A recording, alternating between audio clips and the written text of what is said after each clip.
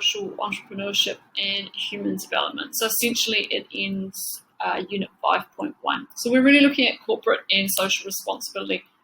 We've addressed and started looking at this through the Tata Group and what they do with regards to corporate and social responsibility, and we've compared that to Apple's supply chain throughout the course. So if I talk about what it is, we're talking about attempts of companies to assess the social, environmental and economic impact of their activities.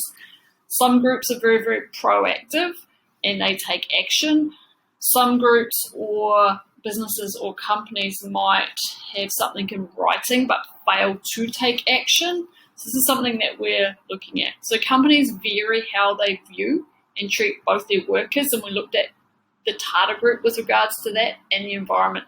So looking at the Tata Group, we looked back at them being sort of a pioneer at the beginning when they introduced an 8-hour workday, paid holiday leave.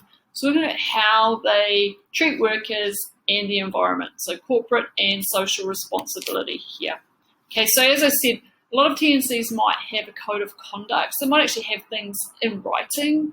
So Apple might have something in writing, but unfortunately its supply chain, we've seen what's gone on in Foxconn, might get lost along the way, all right? So when we talk about this, we're looking at a few different examples. So we can look at McDonald's, for example. They came under fire quite a few years ago when they were involved in potentially deforestation, maybe for soybean plantations or for new cattle ranches, etc. Okay, so we're going to look at what McDonald's does with regards to their environment and how they might source things that they use in their restaurants. Okay, so they're looking now at supporting beef production and ensuring that it is 100% sustainable. Similar with the coffee, palm oil and fish that they use, they source only 100% that has been produced in a sustainable manner. All right, so they're putting pressure on the supply chain basically. So their philosophy now is our community, it matters.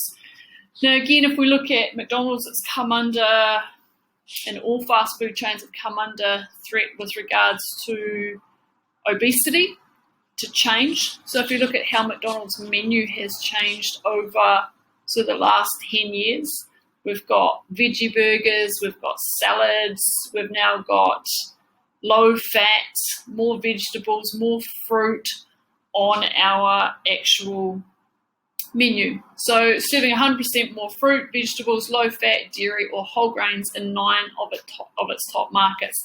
Now, a lot of those will be where you have an obesity issue.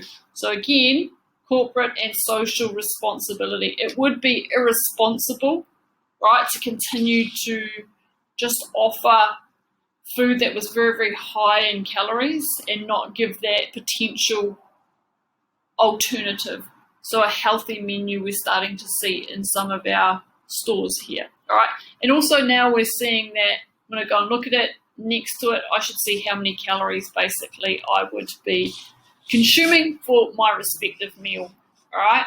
So if I look at it in our restaurants, we're using recycling, we're minimizing waste in 9 of its top markets, increasing energy efficiency in company-owned restaurants, right, by 20% in 7 of its top markets. So again, we're trying to think about the environment, how I can cut back. So I'm going to be more energy efficient. I'm going to increase my in-restaurant recycling. It's not 100%, but just to 50%. Okay, I want to minimize my waste as well. So I'm thinking about my impact on people with my menu. So I've altered my menu, in particular because of obesity increasing in some of these Western markets, and the waste also that I potentially create. Okay, so that was McDonald's. So now we're going to move over and look at what's happened in Bangladesh, the Rana Plaza. So it's a garment factory. All right, so you can see here the building has collapsed. So this is in Bangladesh, as I said. Over 1,000 people, unfortunately, died when this collapsed. So we had issues with really looking whether or not the building should have had people in it. was structurally unsound. The building was only legally meant to have and sound enough to have 5 stories, but we had 8 stories in this building here. Okay, so a lot of international brands that you know have been produced in this garment factory here.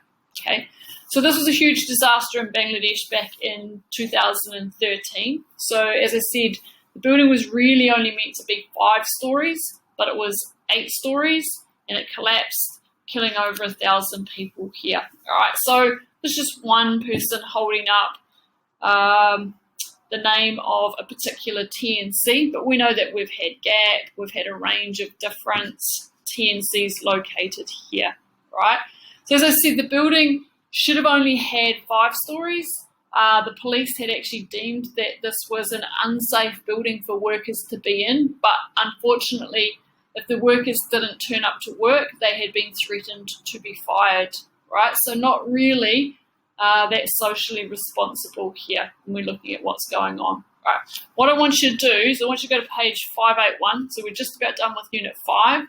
Just go through and have a look at what McDonald's does. You can also do a little bit more research if you want, because they do quite a lot now. Look at their corporate and social responsibility framework. I want you to do number 2, outline the conditions that may have led to the Rana Plaza disaster and how various companies have changed and introduced corporate and social responsibility after the Rana Plaza disaster. So although this was a disaster, it has put a lot of pressure on companies to change, all right, as a result. And this is the end of that.